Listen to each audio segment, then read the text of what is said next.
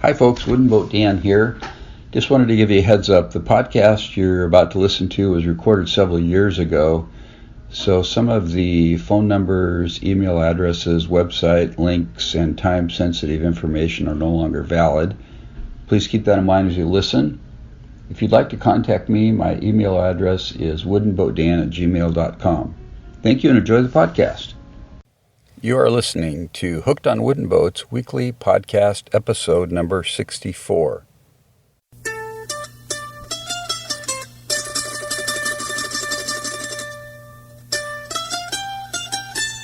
Hello there, I am your host Dan Matson, aka Woodenboat Dan. If he can't do it, well, there must be somebody that can. And this is the world's first podcast fully dedicated to celebrating the art, craft, history, tradition, and romance of wooden boats all over the world. Thanks for tuning in today, folks. We've got a action-packed podcast today. Having fun with this stuff as usual. And by the way, I did want to let you know that today's Hooked on Wooden Boat podcast is brought to you by me, Woodenboat Dan. Okay, got that over with. It's a good thing. Today's featured segment is with Wendy Hinman. Wendy and her husband Garth spent 7 years sailing their 31-foot cold-molded wooden boat around the Pacific, total of 34,000 miles. They did it with a very low budget, without a bunch of equipment, no refrigerator, no water maker. They kept it real simple. And it's a great interview, and Wendy's also written a book, which I'll talk about that a little bit later, so stick around for the interview. I did work on my sassafras 12-foot lap strake canoe this week. I guess technically it's a lap stitch canoe, which is a trademarked word, lap stitch, that Chesapeake Lightcraft developed. Anyway, I sanded the first coat of primer down. And I did spend 3 hours sanding. Sanding to me is kind of like taking out the garbage. You do it because you have to. I don't know. I mean, it's hard to get excited about sanding, but I do know that the better job I do with this primer coat and getting it really smooth before my top coat, it's going to look a lot better for the boat. So I sanded for 3 hours and I put my second coat of primer on, which is now drying, and it's been really cold, so I've been heating my shop. And so next I will sand that down, probably 2 or 3 hours, and then apply my first coat of bottom paint, which is a white Interlux Bright Side paint. I've got about 115 hours into the boat, and I actually had the boat pretty much built I had the boat assembled after about 80 hours, but like my friend John Harris says, a good boat builder will spend a lot of time on the finish process. Basically, on a small boat, maybe 25 or 30% of what it took you to build the boat to begin with. So I'm trying to take solace in that fact. Anyway, there's the update on the canoe. If you're building a boat, I would encourage you to exercise patience, take it in small doses, work on it a little bit every week, don't get discouraged. If you are discouraged, shoot me an email and I will try to give you a little encouragement. We'll kind of support each other in this habit we have. Okay, next up, the wooden boat hack of the week. I was calling them wooden boat tips, but a wooden boat tip sounds really boring to me. So I thought, why not a wooden boat hack of the week? Because hack is kind of a, modern day word, I guess. There's Life Hacker, the website, and people are hacking this and that. And I don't mean hack in a negative sense, but hack in the sense of finding a way to do something in a better way. Maybe taking less time, maybe not necessarily, but doing it in a better way so the end product is better. So anyway, the wooden boat hack of the week, which this would actually be number 9, is to make a complete list of equipment, materials, and supplies of your project before you start. And then when you start your project, buy enough equipment, materials, and supplies to complete a complete phase of the boat building process. So what I'm getting at here is if you make your list and you go buy what you need, then what won't happen is on a Saturday night at 9 o'clock when you're on a roll, you don't run out of sandpaper, or you don't run out of another sheet of 6mm Okumi plywood, which you need to cut your deck out with, and you won't be able to get it for another week now because you've got to order it and have it shipped, or the hardware store is closed, or that sort of thing. There's nothing more frustrating than having some momentum going on a project, and then you realize, oh, I don't have the right brush, I don't have the paint, I'm out of epoxy, sandpaper's low, I should have bought some mahogany, whatever you need. So kind of plan ahead and buy enough of the equipment, materials, and supplies so that you can complete a whole phase of the project, and then continue to look forward to the next phase of the project and do your planning and purchasing accordingly. Because it's kind of like getting ready to go for a bike ride. It's a Saturday morning and it's sunny out, and you go out in the garage and your bike's got 2 flat tires and hasn't been tuned up for 5 years. Yeah, you ain't going to get on your bike, let's face it. You need to have it all ready. So have your stuff all ready to build your boat with. So that is the Woodenboat hack of the week, number 9. I would like to give a shout out to new subscribers this week: Robert Stebbins, Dennis Haryama, and Richard Bolton. Welcome to the e-news subscription list, which, by the way, if you have not subscribed, other people listening, you can go to hookedonwoodenboats.com/subscribe. Give me your email address and what else? Your name. Yeah, first and last name. And I'll put you on the list, and you receive my monthly electronic newsletter with some fun stuff, links and tips, and talk about what's happening at Hooked on Wooden Boats and all that fun stuff. Okay, I wanted to read an email that I received from a listener, and this is from Rick Vandervaart. He says, Dan, thanks for your mail. I have just listened to your first 3 podcasts, and it is already clear to me why your podcasts are such a success. The podcast is simple, filled with your passion and depth on the subject, my favorite subject and activity, wooden boats and building them. After having completed a Sam Devlin stitch and glue dinghy build, I have started on a Welsford Pathfinder, and then he sent some pics here. Next paragraph, I do not know what I like more yet. I do not like... Okay, let's try that again. I do not know what I like more yet. Building wooden boats or taking them on the water. It is good to hear others have the same or similar thoughts about boat building and seafaring. There is so much knowledge available, and I am grateful for your efforts to bring this knowledge to my ears in such a pleasant format. Keep casting. Regards, Rick. And I think Rick lives in Suriname or Aruba or somewhere in South America. Thanks for that kind email, Rick. It's great to hear from you guys and get some feedback. Also, I do have a new way for you to leave feedback for me. If you'd like to leave a comment or a question, you can go to hookedonwoodenboats.com/voicemail. That'll take you to a page where you can actually record a voicemail to me from your computer or your smartphone. And I'll get an email with that notification. And then if it's a great message, I can play it on the podcast and respond to it. So if you get a chance, check that out.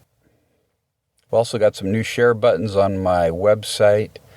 At the bottom of the show notes on each episode, you can click and share the podcast on Twitter, Facebook, Pinterest, those kind of things. So I hope you want to do that.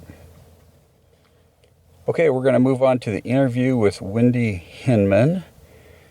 So let's take it away, Wendy. It is November 16th, 2012. I am sitting with Wendy Hinman. Wendy, welcome to the podcast. Thank you. It's great to be here. Thanks. We're at the Northwest Maritime Center in Port Townsend, Washington, a convenient place for us to meet up. And plus, I'm doing some other interviews later today.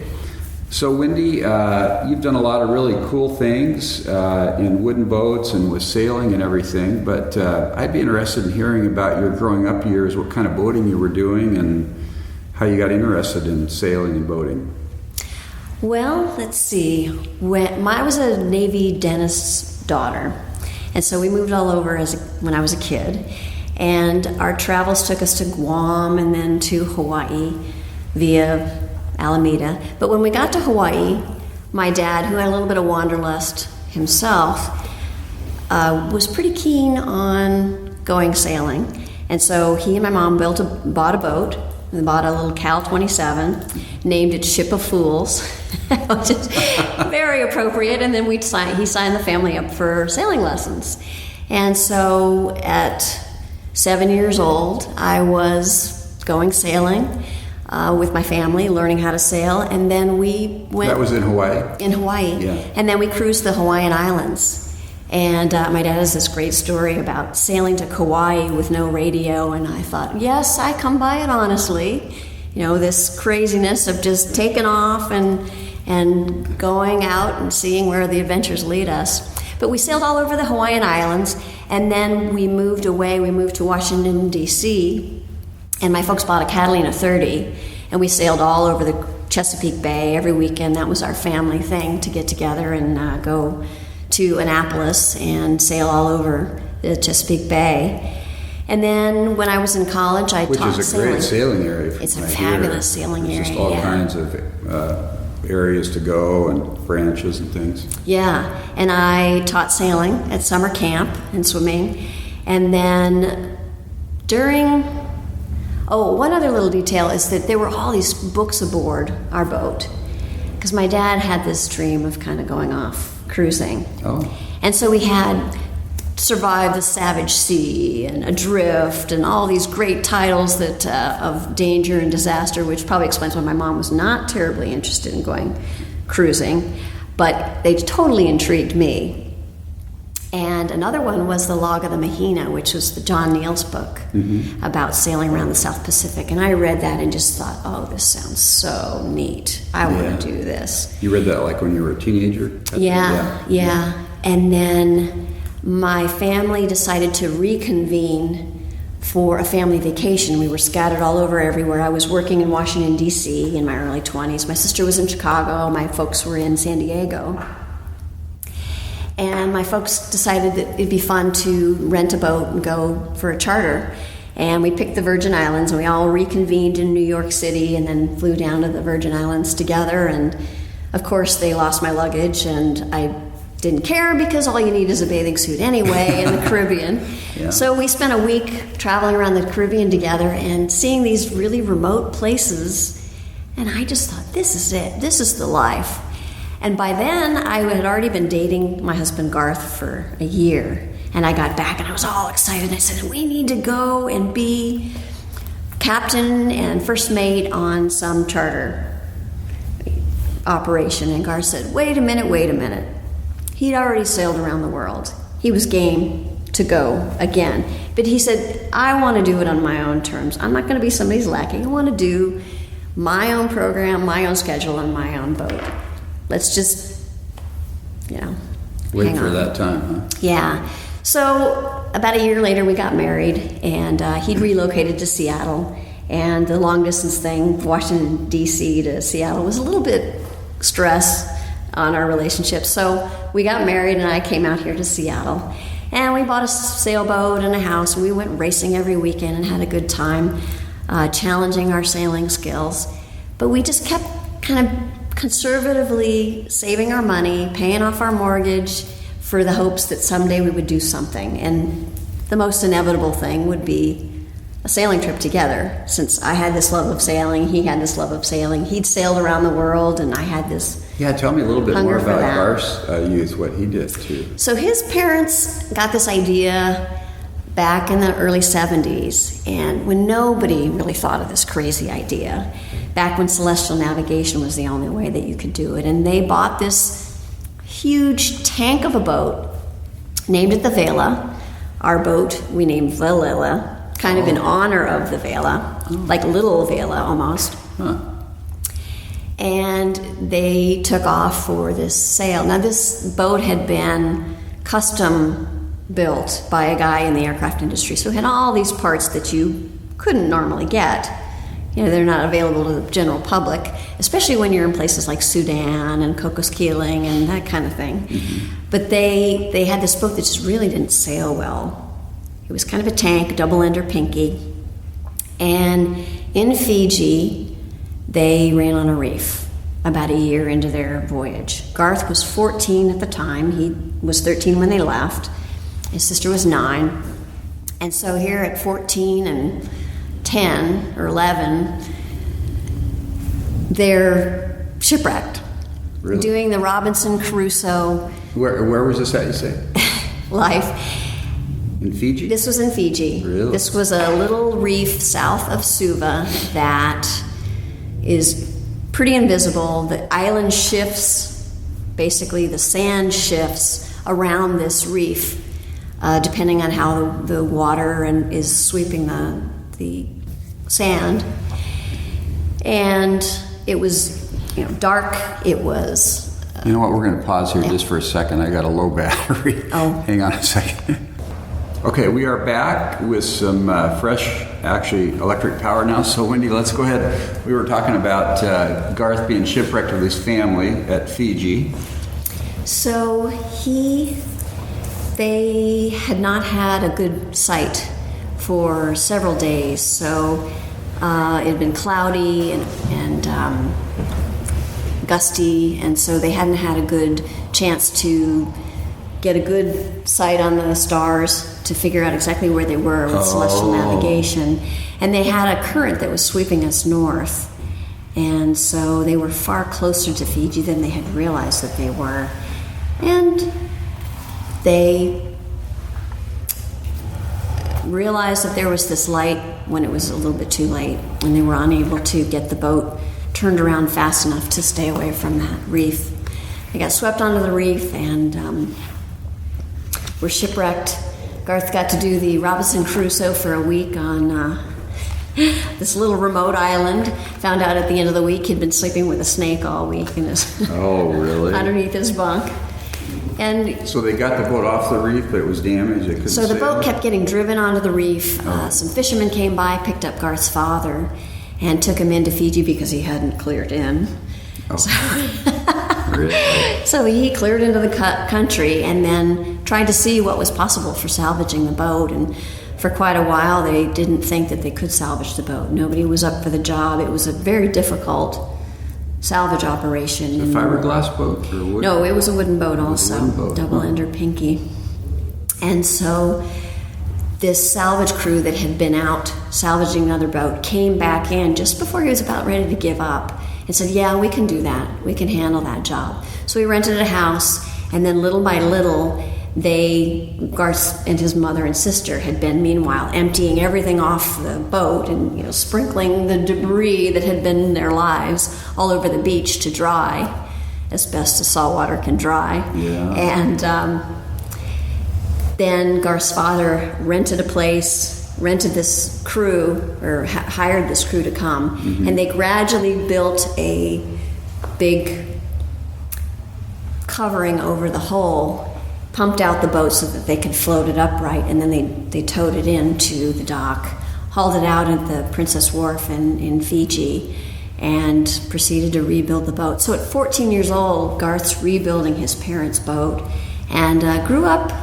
wow, kind of in a hurry as a result of this pretty life-changing yeah. How long were they out on their sail, their circumnavigation? So they rebuilt the boat for a year, and then... Oh my goodness, so they were in Fiji for a year. Yeah. And then spent the rest of the time sailing around the world. So their entire trip was 5 years. Wow. Yeah. So was he homeschooled during that time? So he was homeschooled. They went through the Red Sea when the peace had just been achieved between Israel and Egypt, but there were still a lot of hostilities. There were gunboats, there were mines in the Red Sea, massive shipping traffic. So they had quite a few challenges through that trip, and I enjoyed writing about our voyage, but that's another thing I'm going to write about. Cool. Is their voyage, because it's a fascinating journey. Okay, very good. So that's a little bit about Garth's background. So then before that we were talking about you and Garth had met, got married, you moved to Seattle, and you dreamed about having your own boat and sailing the world. So let's pick it up from there then. So we've been sailing T-Birds for a number of years, and Garth is a naval architect. He designed ships for Marco Shipyard, tugboats, barges, research vessels, fishing vessels for 13 years. And then the industry was kind of going into another downturn, and he just said, I can't handle another downturn. And I was, of course, ready for change, because as a Navy dentist's daughter, change was normal for me. Yeah. So we'd saved up a bunch of money. We were pretty close on our mortgage, and we said, okay, let's buy a boat and go off sailing. We had done a Antigua race week and had a blast down there racing sailboats in Antigua. Antigua, okay. And there were a whole bunch of classic wooden boats, the J boats down there, and that was really exciting to see all of those.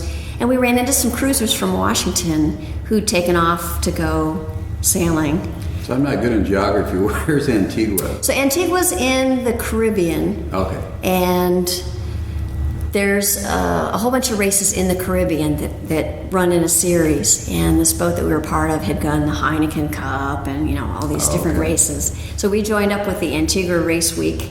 And it was kind of a gathering spot, not only for the racing fleet, but all these cruisers and then the classic yachts. And it just reminded us again of this idea that we had of going off cruising. So we came home, we put the T-Bird on the market, and we started shopping for boats. And we looked and looked and looked, and everything that was in our price range was just kind of a derelict. But we almost bought a boat that was a Lapworth 38 that had been here in Port Townsend. And it was a couple that was relocating to Minnesota like within the week. And nobody had put an offer on the boat, and they were practically giving it away. Really? Yeah, and we offered them the price that we paid for the T-Bird, thinking, well, if we get the T-Bird money out, we can make this work. And they accepted it, and then something happened with the deal, and it fell through at the last minute. And I think part of it was that they ended up getting the price they wanted from somebody else. And we just said fine, and we just let it go. We probably would have been still rebuilding that boat for quite a while afterwards. Was that a wooden boat also? And that was a wooden boat also. Do you mind me asking what the price was? We offered them $6,000 and they took it. Oh my goodness, for 38 foot. For a 38-foot boat. So it was it was a steal. Yeah. And did I mention my book was Taiwan's on the list? Yeah, right. We come by it honestly, yeah. Yeah. But it would have been a big project to rebuild that boat. A bunch of the frames needed to be resistered, and it was in parts. The guy had taken it out of the water to do stuff to it, and then gotten overwhelmed with the project, and it's as it typically happens. Yeah. And so he was getting relocated to Minnesota, and he needed to get that boat out of the driveway because the new owners of the house were moving in, and they didn't want this beast in their driveway. So he was ready to give it away for $6,000. Wow. But then somebody gave him the price that he wanted, and he just said, yeah. I think it was for the best. So we kept looking for boats, and Garth found this cute little boat on the internet. He, after finally relaxing his requirements one more time, well, how about 30 to 45, or 30 to 40, or 30 to 35? Originally he was looking for a little bigger boat. Originally we were looking like 35 to 40. Yeah. But we were pretty particular. There's not too many cold molded boats. I remember when Garth said, I want to buy a cold molded boat. And I said, that's nice, good luck, because there just aren't very many. Now, why did he want cold molded? He built a dinghy early on in his career, cold molded, and just really had a respect for the way of boat building. And the fact that it's kind of the best features of a wooden boat and the best features of a fiberglass boat combined. So, but there just aren't very many of them. And when this one came up, we just thought, well, let's go look at this. So Tom Wiley, who's kind of gotten known since he did this design for his racing boats, was the designer for this. And he designed this in 1979. Where's he located, Tom Wiley? He's in San Francisco. Okay. So he's known for the Wiley Cats and Rage, which is a kind of a sled that does the Vic Maui and does well. So he's gotten well respected for racing boats. But this is one of his early designs. It was a cruising boat. There were only 8 ever built, and each one of them's different because they were all sort of home built. Mm-hmm. And this one, Michael Butler decided to build in San Diego in the yard, kind of on the side, while he was building other people's boats. He was a professional boat builder. He was a professional boat builder. Yeah. And so we went to look at this boat, and somebody was putting an offer in on it already. And we were disappointed when we had to leave. And it was an Anacortes, right? It was an Anacortes, yeah. And so we went home, and we just kept seeing it on the internet. It said sale pending, and then it just kept saying sale pending for quite a while. And I was getting ready to head up to Race Week to race on Olsen 30s, and Garth couldn't go because he had work commitments that wouldn't let him get away. And I said, just call him. Let's just see what's happening with that boat. And if it looks like something's happened and we can go look at it and consider it again, come pick me up at Race Week. Well, at the end of the week, I saw him pull into the parking lot, and I said, oh, we're going to buy a boat today. Really? It turns out that the people who had put an offer in just didn't quite understand what they were getting, and they got a little bit skittish and backed out of the deal. And so it became ours. Wow. And what year was that? That was in 1998, or excuse me, 1998. 98. 98. Okay. And so we planned to go in 99, but we ended up going in 2000. We had we wanted to resurface the decks. They were teak decks, or? They were a mahogany deck. And they'd been sea-talled, and the sea-tall had come off, and there was getting to be a little bit of damage from neglect. And so we wanted to resurface them. We also realized that it needed some non-skid. And we just didn't have the summer for it, so we weren't able to get it all done. We needed the weather to be just so in the Pacific Northwest for doing a deck job, and we just couldn't do it. And we wanted the extra time to just pay off our house, which is probably the smartest thing that we ever did. Because we paid off the house, we were able to live off the rental income from the house. Oh, nice. Yeah. So we tried to go on $33 a day, which is basically what the house rent. Wow. $1,000 a month? $1,000 a month, yeah. Really? And we did reasonably well when we blew Pretty the close budget. to that? Yeah, when we blew the budget, we just go snorkeling and swimming and hiking in waterfalls, that much more. You don't actually need that much money to go cruising. Yeah. We were pretty inspired by what Lynn and Larry Pardee have done. Yeah. And had you read some of their books? Oh yeah, just classics. Yeah. Of how to do it on a simple way of going about it. And Annie Hill's books, Voyaging on a Small Income, also inspired us. Mm-hmm. And the idea of just having a simple boat that you don't have all these systems that break down on you. So our boat had no water maker, it had no refrigeration, had no radios really to speak of. I mean, we had a VHF that we discovered after a year. It didn't actually work, but we didn't really realize that because we weren't using it. It just didn't have any range. Yeah. And no pressure water. We carried only 45 gallons of water, which we were able to get to last for 3 weeks. With careful rationing and pretty liberal use of salt water. Mm-hmm. We carried 10 gallons of fuel. And you had a small inboard motor? Small inboard, yeah. 18 horse, 3-cylinder universal. And you had problems with that along the way, I read, but... Well, it turns out that engines really like to be used. They like to have exercise, and we didn't really use it enough. And so then when we did need it, we did want it, it didn't have enough use. I see. Yeah. But you learned to sail in and out of moorages pretty effectively if you didn't have the motor, use the motor kind of thing. We ended up getting some bad fuel in New Zealand.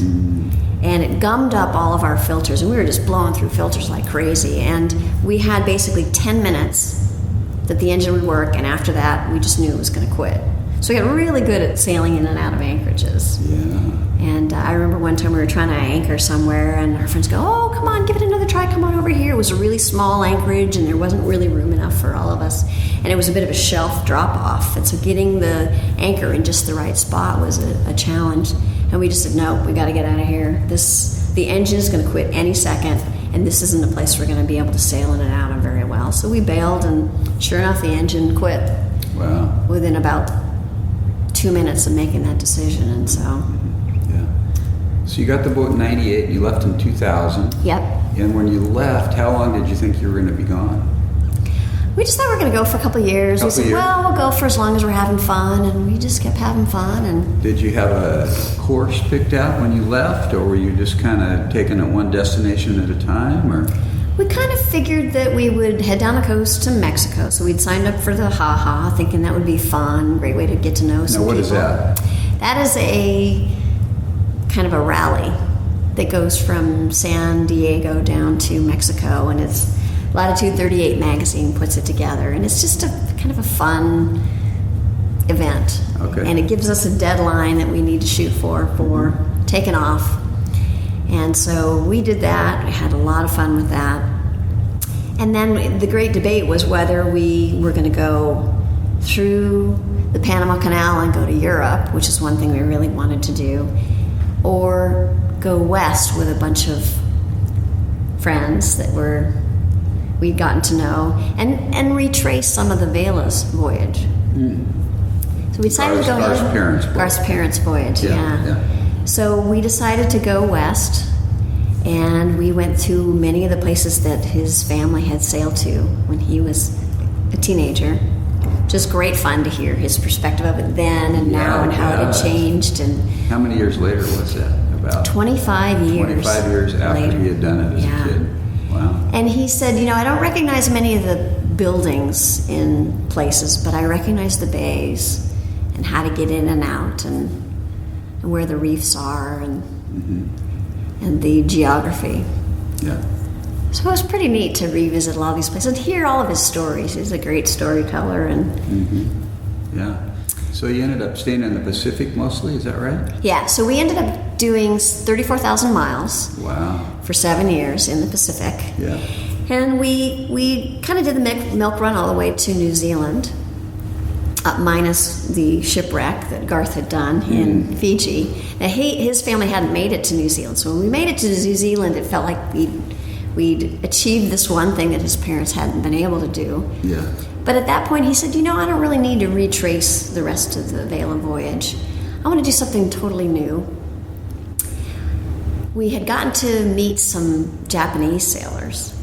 He said, I'd love to go to Japan. That'd be so interesting. Nobody ever sails to Japan. It'd be an interesting spot.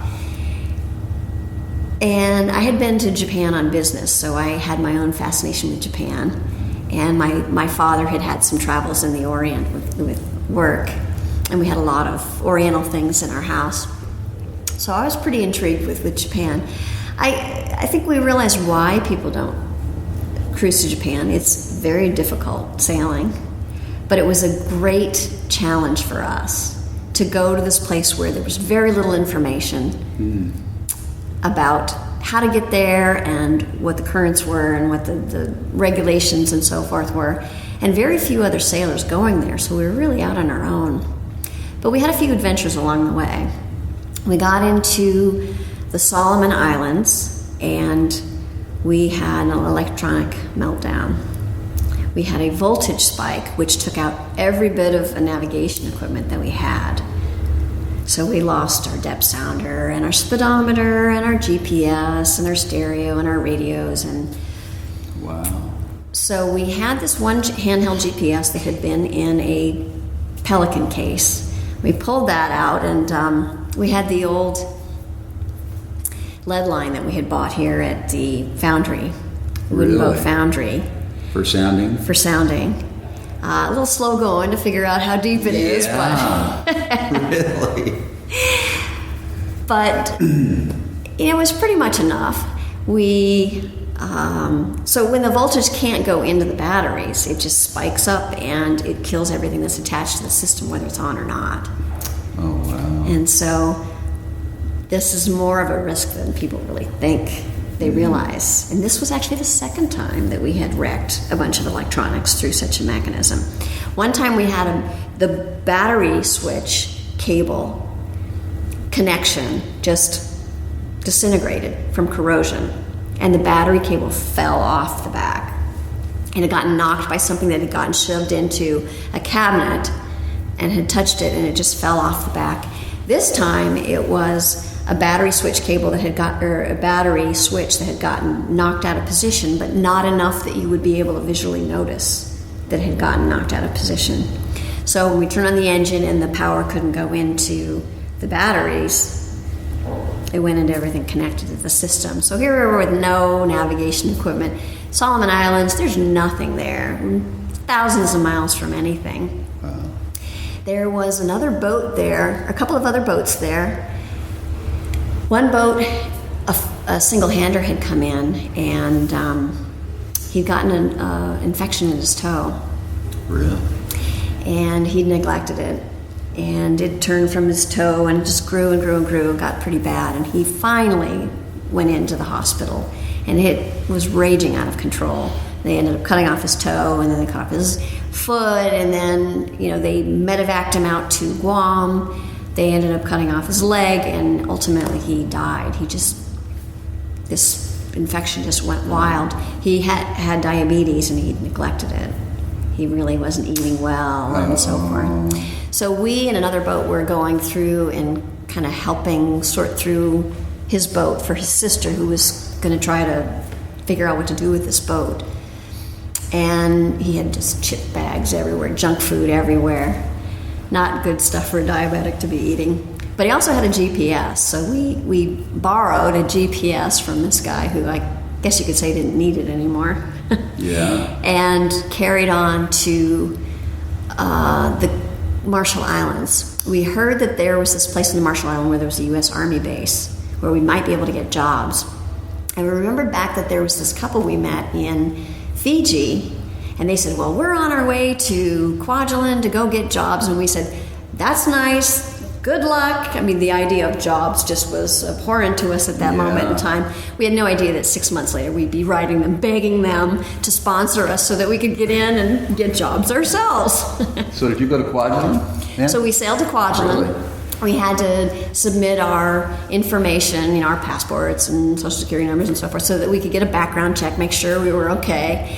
And we sailed in there, and we thought, well, at least we can have, U.S. mail. We can at least get some parts.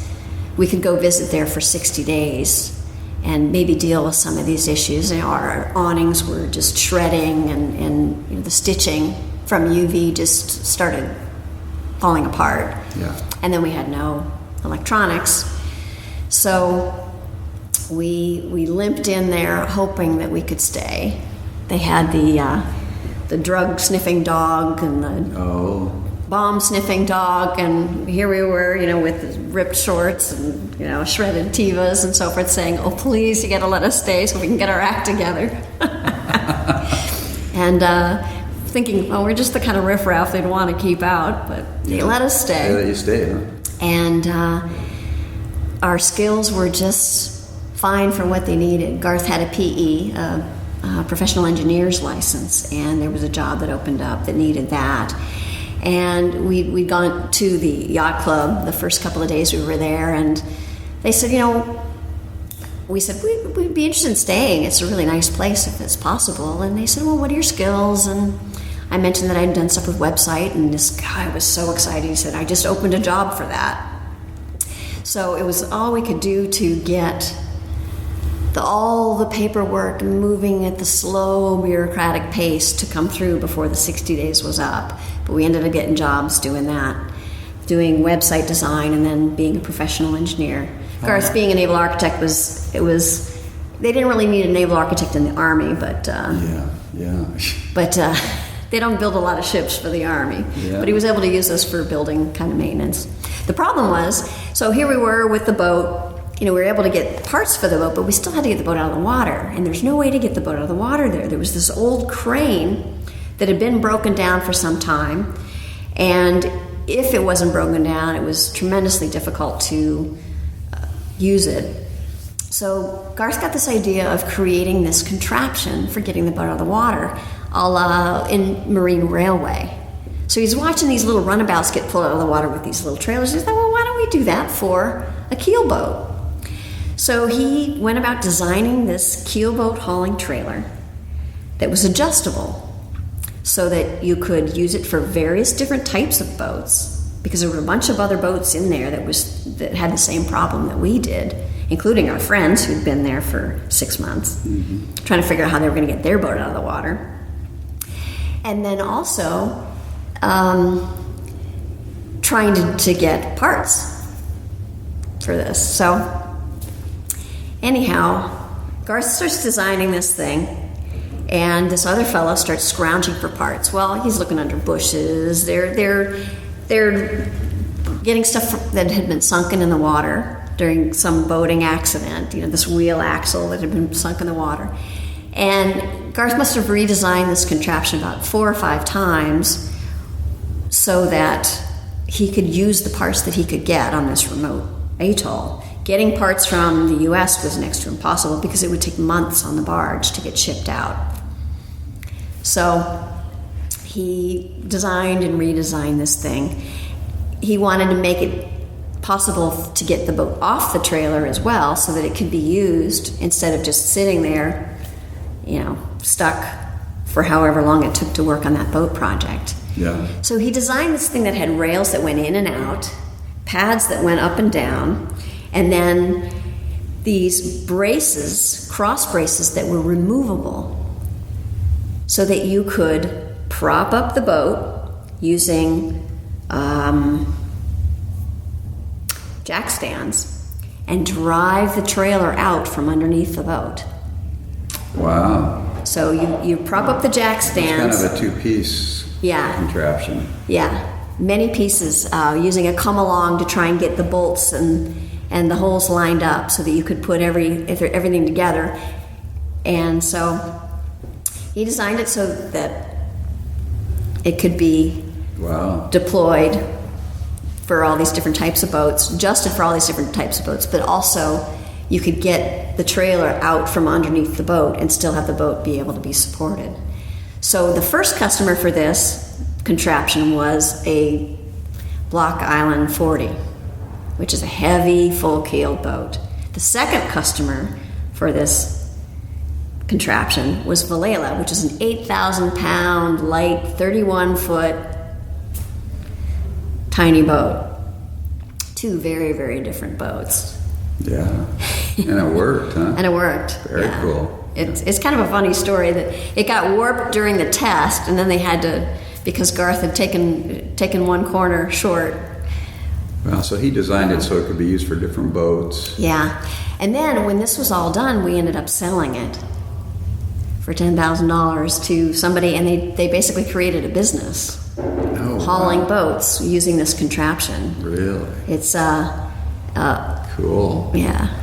Very cool. I spent 4 months in the Marshall Islands. Oh, really? In 1982, 20 years earlier, on Madro. I taught school there. Oh, I don't know if you know where Madro is. Oh, yeah. Yeah, one of the atolls there. Yeah. Yeah, I never made it to Kwajalein or the outer atolls, but anyway, it's a beautiful place. It's really gorgeous. There's some amazing diving there and a lot of World War II wrecks. Yeah. The other interesting thing about the route is that it really took us following these World War II battles of the Pacific. Mm-hmm.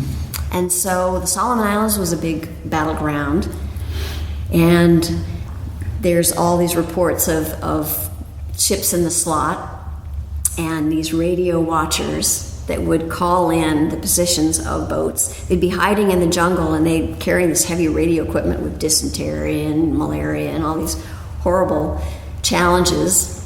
And they would call in when they would see the Japanese boats or ships coming through the slot, or the planes coming through the slot, so that the Americans would be ready for battle. Yeah. And then Kwajalein obviously was a huge battle of the Pacific. Right. There's a great book out there called Unbroken that chronicles kind of what happened in Kwajalein, and it's just beautifully written, fascinating story. Mm-hmm. Then we went on from Kwajalein after we put the boat back in the water. We headed up to Ponape and then Saipan. And Saipan was another big battleground. And then Tinian, where I took a side trip with my dad, who came to visit, there was the location where they stored the atomic bombs before sending them to Hiroshima and Nagasaki. So we got to see the bomb bays and some of the old Japanese headquarters and Suicide Cliff, where thousands of Japanese dumped to their death, afraid of being captured by the Americans and what would happen. Pretty sad story. Yeah. At Saipan, I wasn't quite ready to go home yet. I thought if we went to Japan, that inclination to just head right home would be too great. So I suggested we divert to Hong Kong. And we did. We sailed through the South China Sea into Hong Kong and had some pretty crazy experiences with gales and shipping traffic like you wouldn't believe. Really pretty scary. We had 26 lights on the horizon at one moment in time, and it was crazy, shipping traffic. There were the... Do they have shipping lanes over there? There's really not shipping lanes in that area. There's just so much traffic coming from many different... Yeah, you're kind of on your own then. Yeah. And we were kind of following a fairly traditional path into Hong Kong, so it was an even busier area. But they have all these fishing vessels that fish in tandem, mm-hmm. and they use these really bright lights to attract the fish. Well, it's easy to avoid them, and then when suddenly there's this big shadow, and you look up and there's this green light and white light way above you, like 3 stories up, you think, oh my God, this is it. The container vessels were much, much harder to see and much more dangerous. They were the ones going 20 knots. So. Oh my goodness. Yeah, it was. So this was at night part of the time? Yeah. Oh wow. Yeah, in a gale. Oh my goodness. Yeah. Wow. So then you got back in 2007 mm-hmm. to Seattle, and then you wrote a book recently. Tell me about your book. So I wrote a book called Tightwads on the Loose, a 7-year Pacific Odyssey, and it tells the story of, kind of a tongue-in-cheek story of our journey. Should I read the back of it? Yeah. Okay. So everyone dreams of tropical escape, but what happens when you escape for too long? Imagine spending 24 hours a day with your spouse in 31 not-so-square feet for years, crossing the Pacific Ocean on 2 gallons of fuel, and tossing spaghetti marinara around your living room, then cleaning it up while bouncing like an ice in a martini shaker. Tightwads on the Loose tells the story of Wendy and Garth, lured to sea by the promise of adventure. They buy a 31-foot boat that fits their budget better than it fits Garth's large frame, and set sail for an open-ended voyage, never imagining they'd be gone 7 years or cover 34,000 miles at the pace of a fast walk. They live without most necessities, and learn that teamwork and a sense of humor matter most as they face endless character-building opportunities. They make a long-anticipated visit to the island where Garth had been shipwrecked as a teenager, only to find it had become a penal colony. An electronic catastrophe in the Solomon Islands leaves them without navigation equipment, which forces them to trade their freewheeling lifestyle for one that seems straight out of a 60s sitcom, jobs at a U.S. Army base in the Marshall Islands. In Asia, they dodge typhoons and ships that threaten to turn their home into kindling. Finally, they endure a grueling 49-day non-stop ocean crossing, but none of this prepares them for their arrival home to a post-9/11 America, which leaves them wondering what had changed more, them or the world. Oh, wow. Very cool. So if people are interested in that book, where would they go to? I'll put a link on the websites. Is it on Amazon or on? It's on Amazon. It's available at lots of independent booksellers. Yeah, okay. And people have been able to find it most places. Okay, very good. And that's called, give us the title again. It's called Tightwads on the Loose, a 7-year Pacific Odyssey. Okay. It's a fun, cool. lighthearted read, kind of a little poking fun at us. At, sounds our fun. Craziness and where our adventure leads. Right. Okay, very cool. And then we're going to wrap it up here, but I just wanted to ask you just briefly about your next boat building project, what you guys are up to.